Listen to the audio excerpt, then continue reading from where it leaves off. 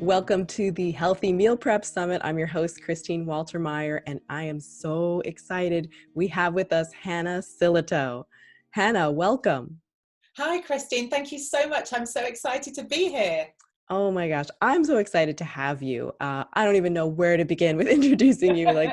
Hanna is amazing. I mean, just wait till you hear her story, what she's been through personally with her own journey with psoriasis and her skin. And I'm a fellow psoriasis sufferer, so I know that it can be really just that alone is a lot. But she not only went on to heal her own skin, she went on to write an incredible cookbook and healing guide, which I have.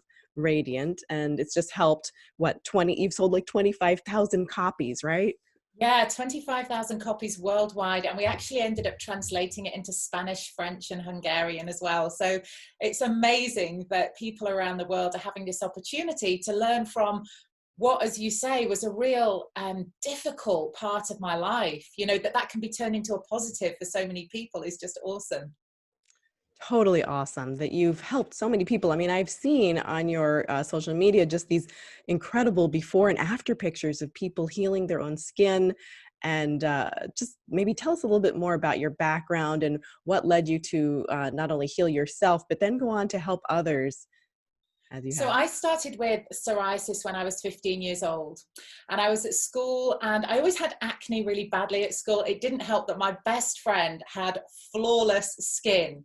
And I still remember sitting in her bedroom, and she had this huge skylight window, and we'd sit there doing our makeup, and I'd sort of back away into the corner because I was really conscious of how bumpy and uneven my skin looked. Hers was flawless. And we used to look through the magazines and copy makeup tips as you do when you're teenagers. And I was just so envious that she looked like the girls in the magazine and that I didn't. And then, so that was my face and this bad acne problem. And then all over my arms, I started to get all these little red dots. And my parents took me to the doctors. So I was 15 years old, and they diagnosed a condition called scabies, which sounded awful. But the doctor said, here are some antibiotics and this will cure it. And that's it, done. And I took the antibiotics, which in hindsight, had he diagnosed me correctly, is possibly one of the worst things he could have given me. And so obviously the problem didn't go away. And I went back and he said, oh, I think we might have got the diagnosis wrong. It looks like psoriasis. And we don't have a cure for that. And of course, as a teenager, I'm thinking, right, you're the doctor, so it's your job to give me something that is going to make this go away. You gave me something that didn't make the initial problem go away. Now just give me something different. I couldn't get my head around the fact that he was saying there's nothing we can do. And he said, we can give you some steroid creams and it will help, but once you've got psoriasis, you've got it for life. And I don't think that really sunk in properly as a teenager. I still sort of thought, okay, hand me the magic cream, I'll go away and put this all over my body, and I'll come back to you in a month's time when it's disappeared. And of course, that wasn't the case. And that led to pretty much a 20-year cycle of applying steroid creams, applying the thick, greasy emollients, trying the coal tar shampoos, because by then it was on my scalp as well. And just this cycle of remission, excitement, it's gone. Stop the cream, it comes back twice as badly. Go on to a stronger cream, try the cycle again. And it just consumed my entire life. As somebody who's struggled with it yourself, I'm sure you can relate. You know, it's not just the fact that you've got this physically irritating, itchy condition. It's the fact that it affects your friendships, your dating, the clothes that you wear, the places you go to, how you're prepared to socialize, you know, all these different elements that most people throughout their 20s take for granted were dictated to me by my skin.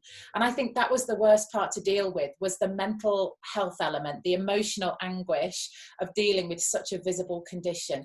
Anything else I could have dealt with, but the fact it was on my body and was ever present and was constantly visible, and that people pointed it out, and people say such cruel things, whether intentional or not. I got stopped at airline check-in in Egypt, and I actually thought I'd been on holiday for a week. I was in a vest top, I was braving it. My skin looked tanned, so I thought the red spots are a little bit better disguised than usual. And the lady at check-in pulled me to one side and quite loudly in front of the queue said, "Is that contagious?" I was just like, oh my gosh, you know, I thought I looked good today, and I just shriveled up, you know, it was just awful. And she said, we're going to have someone check you over because you can't get on the flight if that's contagious.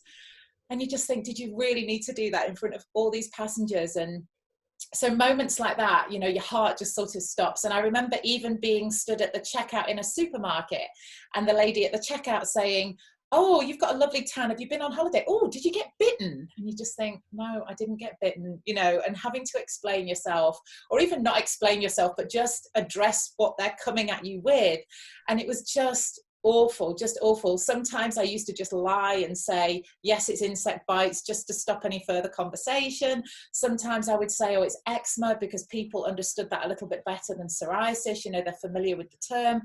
Oh, it was just awful. And my final flare was 6 years ago, and I'd come out of a bad relationship. It was New Year and Christmas, so I'd overindulged in alcohol. I'd eaten all kinds of bad foods, and I was super stressed because I was having problems with my business, and my skin just went crazy. It just reacted to this inner turmoil.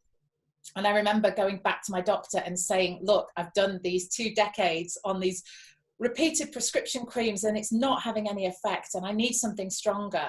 And he said, yeah, of course, you know, we've got better medication for it these days. Because by then I was on a repeat cycle where I didn't even go and speak with my GP anymore. I just handed my repeat prescription in at the pharmacy and got these creams without even addressing it further. But I was like, I need something different. And he said, we've got a medication called methotrexate. So I was excited. This was going to be something different. It wasn't the cream. Maybe it could get rid of it permanently. And he said, oh, it's not a permanent cure, but it's an immunosuppressant. So it will suppress the overreaction of your immune system. And I sort of thought about it, and I went home to read up about it, and I was like, hang on a second, this is a chemotherapy drug. And I remember sitting there thinking, my doctor is suggesting that I need cancer medication to heal my skin. Now, at this stage, I wasn't sleeping. I couldn't run my business properly because it was so painful and so itchy. I couldn't even stand the feeling of clothes rubbing against my body. But I just thought, I can't need cancer drugs. And one of the side effects of the medication is possible liver failure. So they test you on a fortnightly basis to make sure that your organs are functioning correctly. And I was just like, I can't understand why I'm going to end up making myself worse, you know, with stress, with anxiety. I just went back and I said, this doesn't look like an option for me. And he said, well, there's really nothing else that we can give you. And so I went home and I thought about it, and I thought, I've got to do something. Like, this isn't the answer, but I'm not going to sit here doing nothing. I've got to do something. And years ago, when I first started my research, I went on the little AOL chat forums. There were maybe 10 other people struggling with psoriasis on there. And all of a sudden I went back online, and it was something I'd not done in years. And I started finding these support groups and Facebook pages with like 10,000, 20,000 people. And suddenly I was like, okay, there's a whole community out here. I'm not alone. And actually there were people saying diet is important, managing stress is important. And for years, these were all things that doctors had told me played no role in my skin disease. So I thought, okay, there are some incredible stories out there. There's a guy called Joe Cross who's massively into juicing, and I know he's big over in the States. There's a guy over here in the UK called Jason Vale, equally big into juicing, and he's like our UK version of Joe Cross. And these guys had both had autoimmune skin conditions and healed them through juicing. So that was kind of my starting point. And I also began reading into the benefits of certain foods because I understood that the doctors wanted to suppress my immune system. But I started thinking, well, what if rather than suppressing it, we can modulate it or regulate it or just get it back on an even keel? And I looked into curcumin, the active ingredient in turmeric, and there were scientific studies saying it's an immune system modulator, and the same with shiitake mushrooms and lots of other natural ingredients. And I was like, hang on a second, I don't need drugs for this. There are foods that can help me achieve the same results. And so this just sort of created an entire transformation in my thinking more than anything. And I completely changed my diet. I went on a juice cleanse.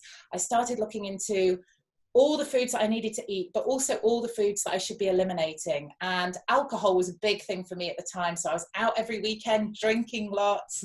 I was eating processed foods to soak up the alcohol, to give me the salts and the sugar to get through a day. I was drinking way too much Diet Coke to get me the caffeine hit and the hydration that I thought I needed. And so I cleaned all of this out of my diet, and I said, I'll do it for 30 days. Let's reassess after a month. And if I see some significant changes, maybe it's something I'll think to continue. For 2 weeks, my skin got worse. And that was the most difficult part to go through, that I'm thinking, I'm doing all this hard work. I've made these massive lifestyle changes. And now look at the state of me. This is getting worse. But I'd also read other people's experiences where they said that can happen. It's part of the cleanse. It's part of detoxing. And on day 13, something changed. I woke up in the morning and I thought I've had a better night's sleep than usual. I didn't wake up with the itching. My skin didn't look as red as it normally did. And I thought, perhaps there is something in this. And from that point onwards, every day I'd wake up and it would just be that little bit better. And I started seeing real skin come through those red inflamed patches. And I just thought, this is crazy. And after 1 month, I went out for dinner with my father, and it was February. So it's really cold here in the north of England. And I went out in short sleeves because I knew that nobody would stare. It was clear to such an extent that I just thought, nobody's going to point this out to me. Nobody's going to look. And it was just the most freeing feeling in the world. And I thought, I cannot believe I've been through 2 decades of medication. And actually all it needed was for me to clean up my diet from the inside out. And obviously I was so excited and thrilled at that change that I thought, I've got to tell the world about this. You know, nobody's talking about it. Definitely. That is so inspiring and exciting. And, I get people emailing me all the time that they've got eczema or psoriasis. There's so many autoimmune skin issues going on out there. So it's so exciting that you accomplish that with food and simple lifestyle changes. I mean, simple, hard to figure out, but you did figure it out. So I'm sure people out there are listening to this feeling excited that there's hope. And then, how do we translate this into day-to-day meal prep is the question. You've got so many great ideas in your book, and I understand that part of our interview, you might even prepare a recipe. So I would love to hear just like, how did you start to weave that into, what did it look like day to day with your meal prep? Like, what so were I you always eating? say for people, it's simple, and it is really simple, but it isn't always easy because there are a lot of big changes to make. And especially if you're somebody who, like me, I thought I was relatively healthy. I would choose Diet Coke instead of full fat. I would go for pasta dishes with low fat tomato sauce. I would drink red wine because it's got antioxidants. I was kidding myself into thinking my lifestyle was fairly healthy at the time. But actually, when I realized what true health feels like, I realized I was way off the mark. I liken it to a fog lifting. It's almost as though you're living in this kind of strange sort of pseudo reality, and then the fog lifts and you're like, okay, this is how I'm supposed to feel. I've got books on my shelves from those 2 decades of suffering. I've got yoga for fatigue. I've got eat well to feel more energy, because I was constantly so low energy wise. And I really didn't know where I was going wrong. But now I realize, of course, it's all about how we nourish and look after our body. So in terms of how people begin and the changes they can start to make, I'm a real all or nothing person, and I'm quite conscious that goes for the negative and the positive. So when I was out drinking and smoking, it wasn't a couple of cigarettes and a bottle of beer. It was like all out drinking, and I would smoke 40 cigarettes a day, awful lifestyle. But I'm the same health-wise. So when I knew I had to make these changes, I was like, okay, I've got to live on green juice for 10 days. I will do it, because I'm really of that mindset. But I've also come to learn over the past 6 years that not everybody works that way. And for some people, step-by-step, gradual changes feels more comfortable. And people reached out to me and said, oh, I really want to make the changes you've made, but I started and I've failed. And I don't want anybody battling with chronic disease to feel like they've failed in any way, because I think we're already suffering with so much. So for me, whether or not you can make all these changes in one go, or whether you feel a step-by-step approach is much more manageable, there are still lots of ways to go about this to make it suit you. So the plan in my book, Radiant, that lots of people share their pictures from, it's a 28-day plan. It's exactly what I followed, and it really is pretty strict. So you're eliminating lots of food groups, lots of inflammatory foods, so meat and dairy and sugar. And here's the interesting thing. Doctors said to me for years, diet does not affect your skin. But how ridiculous is that when the National Psoriasis Foundation classed psoriasis as a chronic inflammatory condition? How can doctors then say that an anti-inflammatory diet is going to play no part? It doesn't even make logical sense. So actually, by taking the inflammatory foods out, focusing on lots lots of alkaline, skin nourishing ingredients, we can begin to repair the gut. We can begin to heal from within. And I absolutely believe that what we're seeing on the skin in psoriasis, eczema, rosacea, acne is not a skin disease at all. It's a gut condition, the symptoms of which we're seeing on the surface of the skin. So if we change our thinking and concentrate on treating the problem, which is in the digestive tract, those symptoms are going to heal all by themselves. And this is where doctors have got the treatment the wrong way round, because they are treating the symptoms. So you stop the steroid creams, the problem, the gut, is still there, triggering this inflammatory response. And so by stopping the creams, the symptoms are going to come straight back because the problem is still there. So if we can work on gut nourishing foods, and that might also incorporate some probiotic foods, you know, things such as miso, sauerkraut, tempeh, kombucha, all these kind of weird and wonderful mystic ingredients and foods that we hear about, but actually they are so beneficial for our skin. And when we begin making the recipes, they're so much easier than you might begin to think in your mind. So I make my own sauerkraut now, I make my own kombucha, and these are really simple foods and recipes to make, and actually so beneficial for the bacteria in our gut. So what they're doing is promoting good gut bacteria. And right at the beginning of our conversation, I mentioned being diagnosed with scabies and the medication the doctor prescribed being the very worst thing he could have done, because that misdiagnosis and the prescription of antibiotics stripped my gut of even more beneficial bacteria. So antibiotics are a real problem because they take away the good gut bacteria. They can't differentiate between the good and the bad. So when they're taking away infection, they're also taking away the good gut bacteria. And sometimes antibiotics are essential if we've got any kind of infection, but we do need to replenish the good stuff that they take away. Sleep can deprive the gut of good bacteria. Stress can deprive the gut of good bacteria. So all these things add up to good or bad digestive health. And I think those of us struggling with a skin condition have a very visible barometer of what's going on in here. So for some people that manifests as IBS or migraines or chronic headaches. I don't get those things, but what I do get is that reflection straight on the surface of my skin. So this all comes back to gut health. 70% of the immune system lives in our gut. So an autoimmune condition is bound to be impacted by what's going on in our digestive tract. And that's where I begin with coaching food and diet and encouraging people to really focus on what they eat, because our digestive tract is just that. It's digesting the nutrients and vitamins that we're putting in. So a juice diet is great because you're feeding all those vitamins and nutrients into the body at a cellular level. You're taking away the need for the digestive tract and the gut to do anything in terms of work. So actually it gets to rest. Your liver and kidneys don't have tough ingredients and sugars and alcohol to process, and the body can just take a step back and breathe. And this is why a juice cleanse can be a really great way to begin any kind of skin benefiting detox, because you're pouring the vitamins and nutrients in. They're going straight to help repair all these different organs and skin cell structures. But at the same time, you're saying to your kidneys and liver, you don't have to do anything. You're saying to your stomach, you don't have to digest this. And so the rest of the body gets to breathe. So a juice cleanse I always recommend. And in terms of what to add to a juice, loads of greens: celery, cucumber, spinach, kale, broccoli. Doesn't have to be any kind of exact recipe. Go for what you can get seasonally and locally, because for some people budget is going to be an issue, especially the times we're living through at the moment with people losing jobs and struggling for employment. So just go with what you can get, what's locally available to you.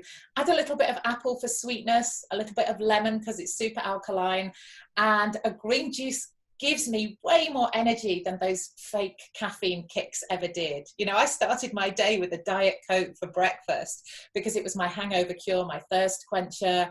It was just my liquid start to the day. And I look back and think I was drinking brown sweetened water. You know, it's just awful. How is that going to give me any kind of energy?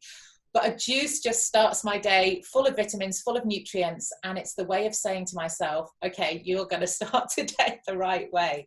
So yeah, juicing is a fantastic way to begin. And I think it also helps transform your taste buds. So if you're the sort of person that doesn't enjoy salads and greens and vegetables, Actually, that's just because you've been conditioned to eat processed foods full of sugar and salt, and your taste buds are going to take time to adapt. My little 5-year-old Goodson will not eat his greens at all, but he loves green juice. So he'll drink kale and spinach and broccoli, and we make a green juice together every weekend. He gets to do it because kids love to use those juicer machines. And it's just a brilliant way for anybody to get an extra boost of vitamins and nutrients, and such an easy way to do it as well. So I think that's a brilliant starting point.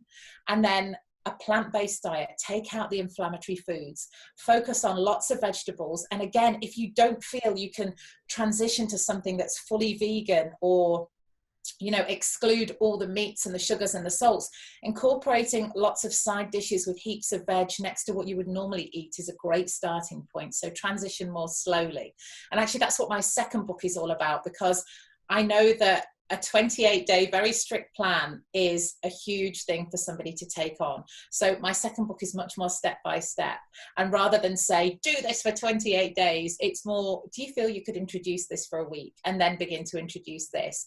And then stage 3 is introducing this. And that's a much more gradual way for somebody to get their head around making these quite significant lifestyle changes.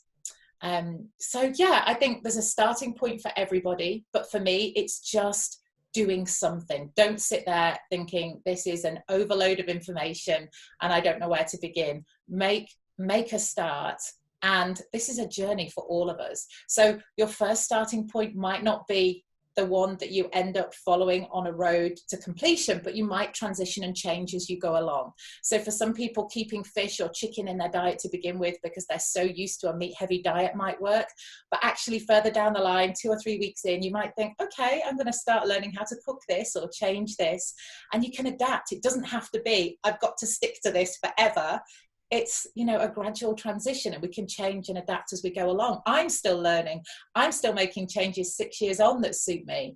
And I know that if I'm going through a particularly stressful time in my life, or if the weather's cold and I'm not getting enough vitamin D from the sunshine, I know that for me, I need to be more strict on my diet and make changes and learn more. And I think that's all we're all doing, continually learning and understanding more about ourselves. For those of us with skin conditions, we just see that instant reflection, don't we, as to our inner health. We see it on the outside. I try and think of it as a positive as well, not so much of a negative, that we've got this very visible indicator of our health. Yeah, exactly. I love this. And I just love that whole connection of the gut with our skin health. And one question back to the juices. I know some people, like you said, just even for economy reasons, might be trying to use maybe like a whole vegetable type of juice. Like, can they actually put it in a blender? I've heard of some people like where they take the food and put it in a blender rather than like extracting the juice just as a, money saver. Do you know, this is a question that I get asked most often around juicing. So people ask me which juicer to buy is a really common question. And also, can I use my NutriBullet Ninja blender instead of the juicer?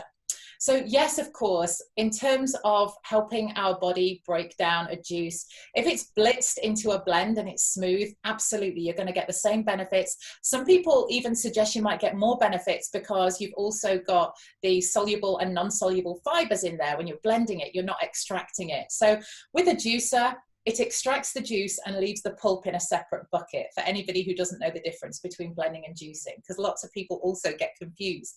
And it doesn't help that machines like the NutriBullet call themselves juice extraction machines, because they're actually not. They are just really good high-speed blenders. They're not extracting anything, they're blitzing it all together. So both are great. But what I tend to find is that if I'm using a juicer, it's much easier to drink the consistency of a thin green vegetable juice. I find it really difficult if I'm blending it into a smoothie to drink thick spinach or thick kale. I don't enjoy the taste. I don't enjoy the texture. And the only way that I can enjoy that thick green smoothie is by adding heaps of mango or heaps of banana or maybe some vegan yogurt to make it more palatable.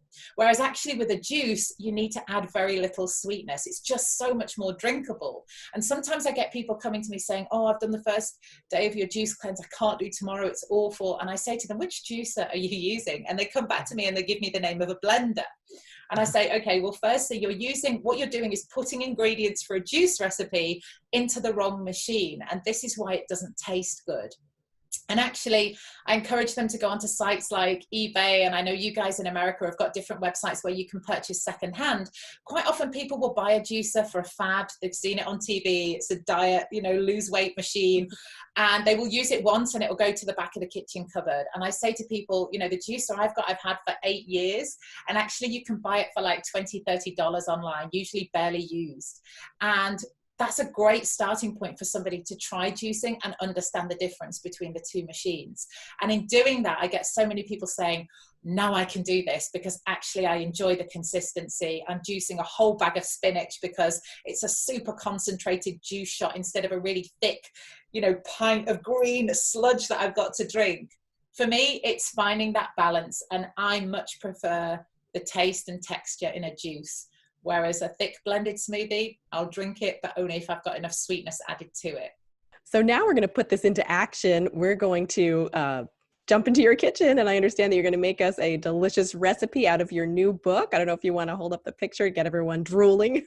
Yeah, absolutely. So let me see if I can show you that. So the thing I like about the new book especially is I've done lots of recipes where you can make it in bulk, you can freeze it, you can adapt it, because I'm also quite conscious that having sold so many copies all around the world, what's available in my country is not necessarily available in everybody's country, or the foods that are seasonable and inexpensive at this time of year for me might not be inexpensive for somebody living in parts of America or Australia. So I like to include recipes that are adaptable. And so I'm going to make for you today a vegan stew recipe.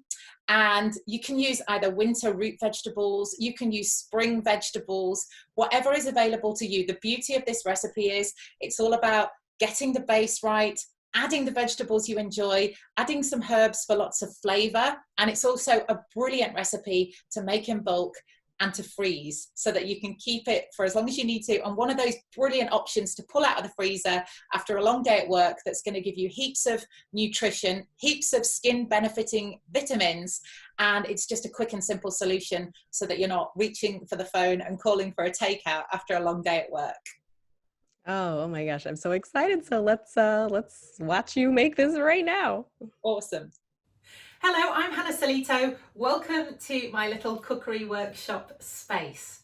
The recipe that I'm going to introduce to you today is a delicious plant-based winter stew. Now, there are a few things that I love about this recipe. First and foremost, you absolutely do not need to be a chef to make this. So you could have no cooking skills whatsoever. All it requires is the ability to peel and chop veg and throw it in a pan. I guarantee you it's as simple as that, and you are going to look like a master chef. The other brilliant thing about this recipe is just how versatile and adaptable it is. So whatever season it is, depending on the country and state that you live in, this recipe can be adapted to suit you. Whether you want to use winter root vegetables or spring greens, you can adapt the cooking times and the ingredients that you introduce to make this delicious. And I'll talk you through that as well. And the other brilliant thing with making a recipe that's so versatile like this is through the chaos that we've all experienced over the past few months, it's really beneficial to know that there are recipes that you can use and vary depending on what foods you've got available that particular week. I don't know about where you are, but certainly some of the fresh produce shops near me very quickly ran out of fresh fruit and vegetables for a time.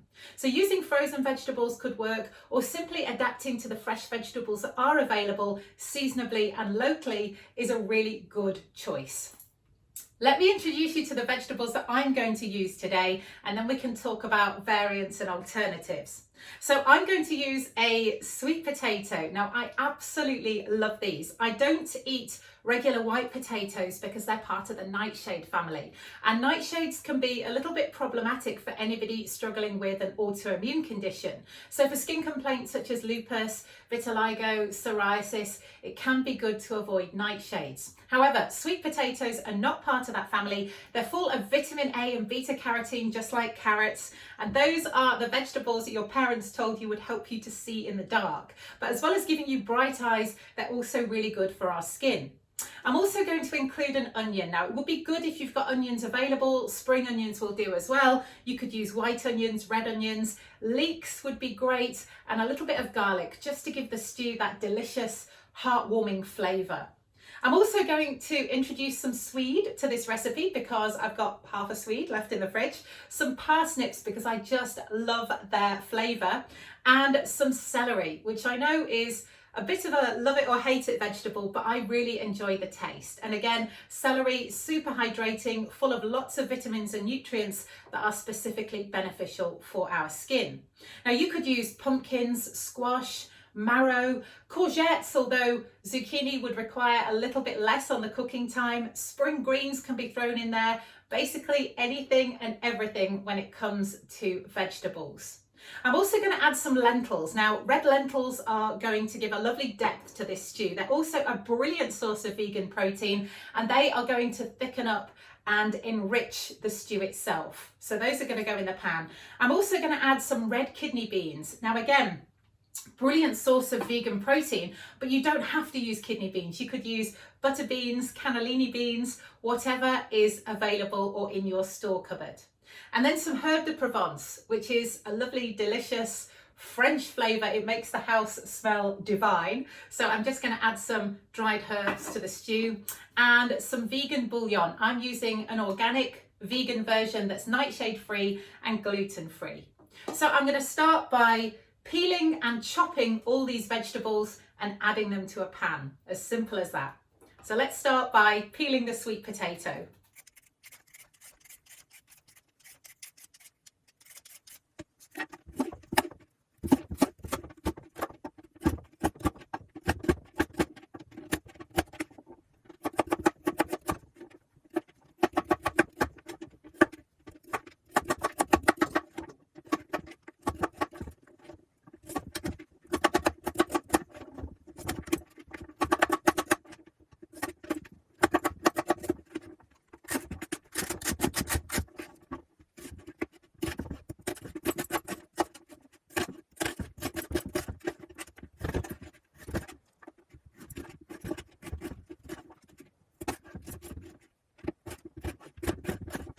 So now I'm going to add all the roughly chopped vegetables to my saucepan. The little tail end pieces and peelings can be added to the compost heap. So these are all going to go in a big old saucepan, and I'm going to add to that the lentils and some stock. The only thing we're not going to put in here at this stage is the beans, because I don't want them to go too mushy in the recipe. And then what we're going to do is pour the lentils into the pan. We are going to add some herb de Provence. So I'm going to go for about a teaspoon and season with a little bit of salt and pepper at this stage as well.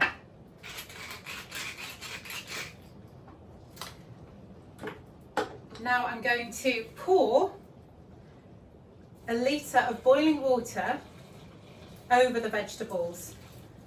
And what we want is for the vegetables to be just covered. So you want the water to reach just about ½ centimetre over the veg.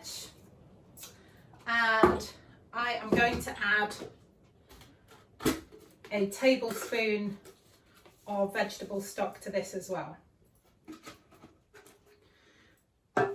So that's the basis for our stew. Now this is going to go on the stove top, and we are just going to pop a lid on it and simmer it for about 30 minutes just to allow those vegetables to soften.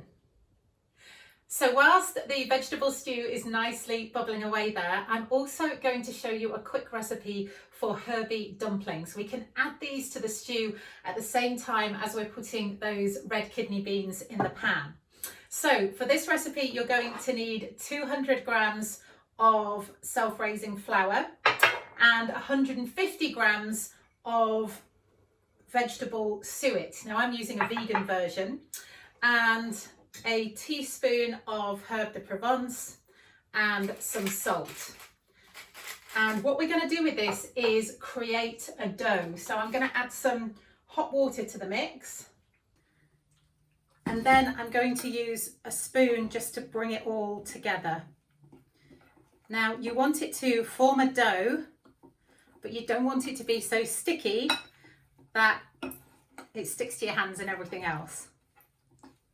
So it's a little bit of guesswork sometimes with the water, but just keep adding a little bit at a time until the dough comes together. But like I say, you can still mold it with your hands. So I'm just gonna put this out onto my surface here, and then you should be able to mold this dough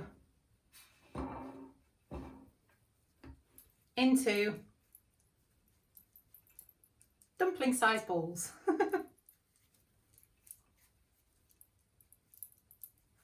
So again, they don't need to be perfect.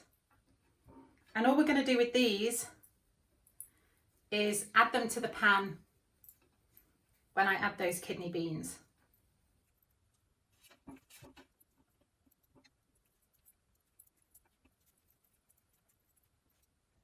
So now the pan has been on the stove for about 30 minutes. Basically, you're waiting for the thicker root vegetables like the sweet potato and the carrots to soften just a little bit. And I'm going to drain the tin of kidney beans, and I'm going to add these. The reason that I prefer adding these a little bit later on is just so that they don't absolutely turn to mush in the pan. And I'm also going to add frozen peas. Now, I'm particularly proud of these because they are from my own vegetable garden this summer. So this is really exciting for me. And again, I'm adding them late. These are frozen, so I pick them and put them in the freezer. I'm adding them late because I want that real bright green vibrancy in the recipe. So popping those in, and then I'm just going to put each dumpling in, and these are going to need about 15 minutes. So this is going to go back on the stove top with a lid on, and that will just allow the dumplings to cook as well. And then we're going to pop it back on the stove. And here we have it, one very delicious winter stew with dumplings, which I'm just going to serve up in this bowl.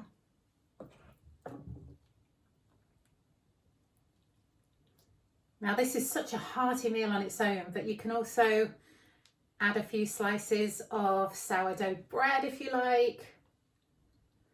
And then I'm just going to finish that off with a little bit of black pepper and some fresh parsley. Perfect.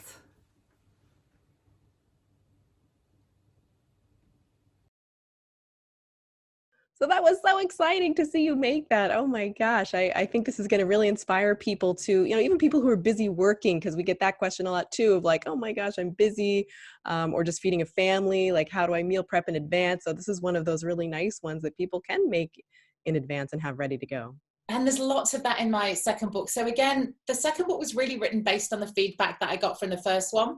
So exactly as you say, it was how can I make these recipes and incorporate it for the whole family? How can I make it and keep portions back for the rest of the week, or make it so that I'm not having to put as much energy into being in the kitchen because I've had a busy day at work. So that particular recipe you can also make in a crock pot. So I made it in a saucepan today, but you can also make it in a crock pot. Throw all the vegetables in, throw the stock in, and leave it whilst you're at work, so that when you come home, not only does the house smell amazing, you've basically got the family dinner ready to go without having to put any further energy into it.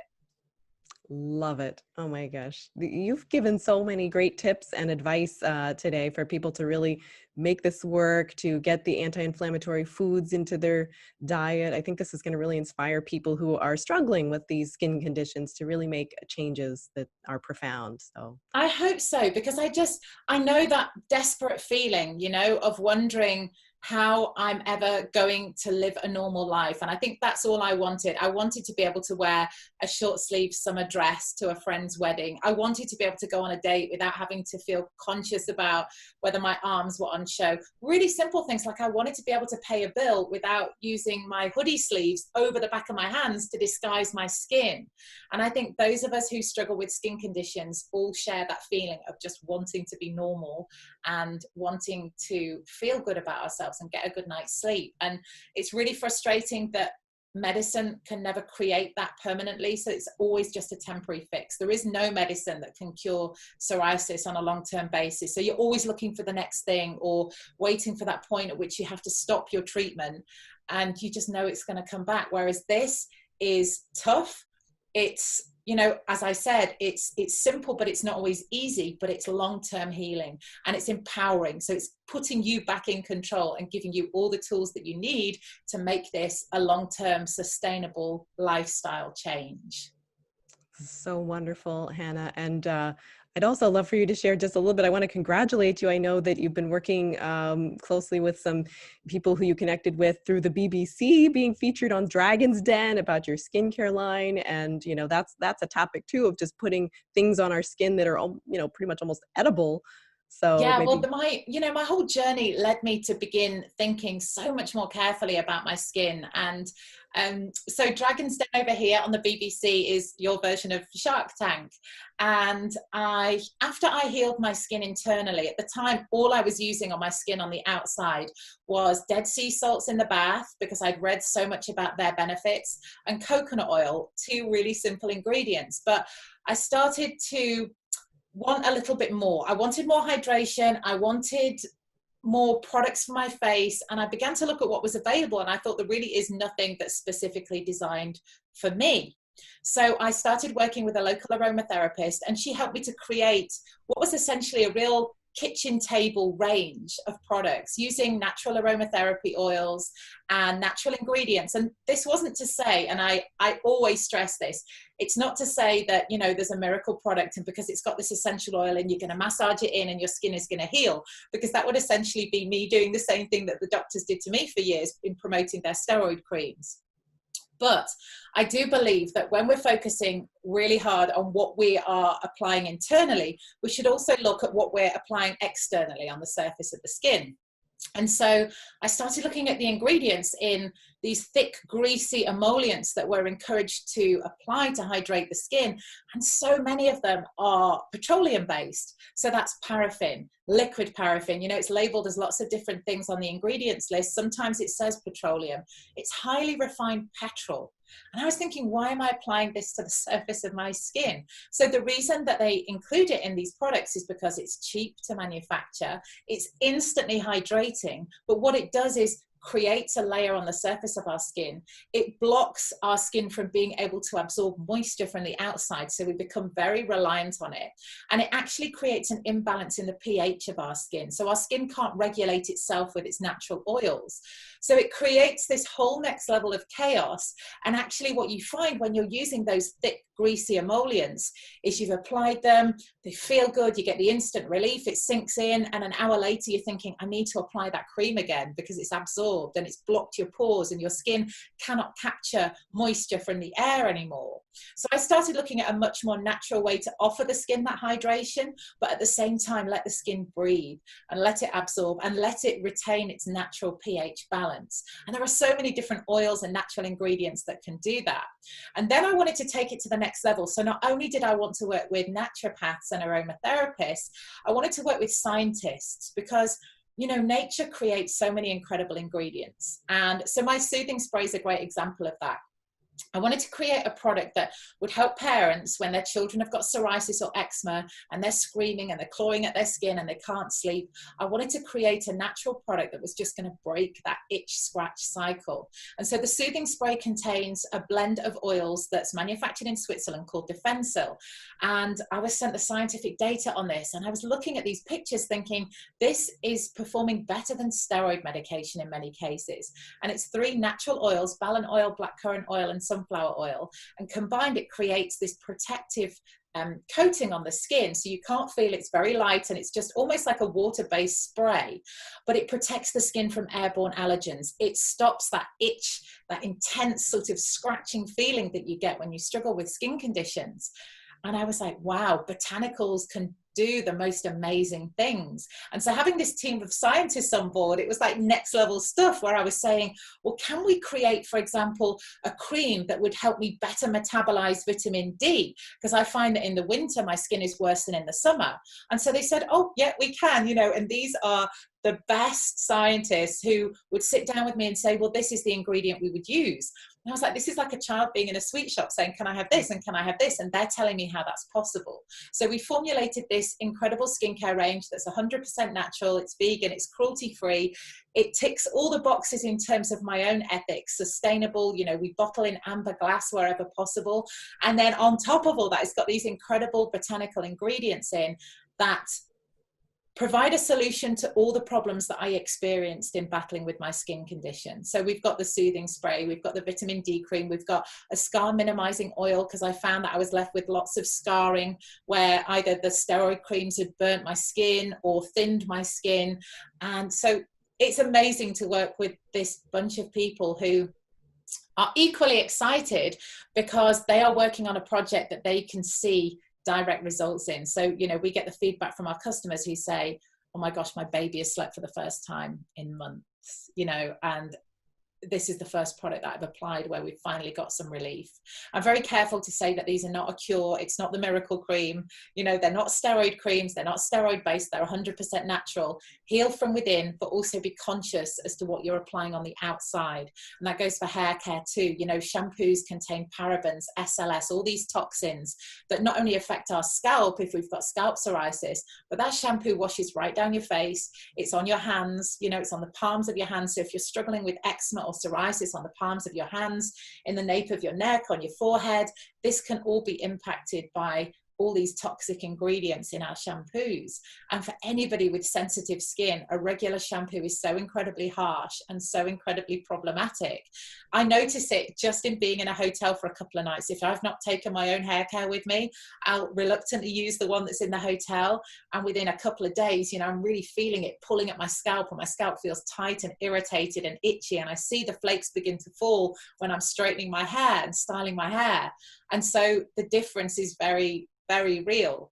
So yeah, I think we need to be conscious of both. If we're going to work so hard on what we're doing on the inside, it's also really important to consider what we are massaging directly into our skin. Wonderful. So it's an inside out approach. It's really a holistic approach to our skin and our health and well-being. So thank you, Hanna. This has been so inspiring. And where can people find you if they want to find out more about you and what you do and your books? So Instagram is the place that I'm most definitely super active, and my account on Instagram is My Goodness Recipes. So, and you can also find it by searching my name, Hanna Sillitoe, on Instagram. And that's where I share these incredible before and after stories. Often people are really excited to be tagged in those, which I love as well. So the fact that people are excited to share their journey means that you're not just reaching out to me, but you've got this whole community of people who could also offer help and support. I also have a podcast series. You can find that under my name as well. And we share so many amazing healing stories on the podcast series as well. So for anybody just starting this journey, if you need that extra inspiration and motivation, that's a really good thing to listen to whilst you're going through these steps and making these changes. And then my books are available on Amazon. So my first book has now been out for 3.5 years. So that's usually really easy to get hold of on Amazon or local independent bookshops, and all the big bookstore retailers usually have copies as well. My second book was delayed. It was due out in May. It's now out on August the 6th. And so that's called Skin Healing Expert. So the front cover looks like this. And that's the one that's much more step by step and much more gradual. So if somebody needs to make these changes, but they're not ready to go all in yet, that can be a really good option to kind of introduce gradual step by step changes. Fabulous, Hanna. Well, thank you again so much. So inspiring talking to you, and really appreciate your time today. Thank you so much. I've really enjoyed it. All right. Me too. All right. Have a wonderful day, Hanna. Take care. Okay. Take care.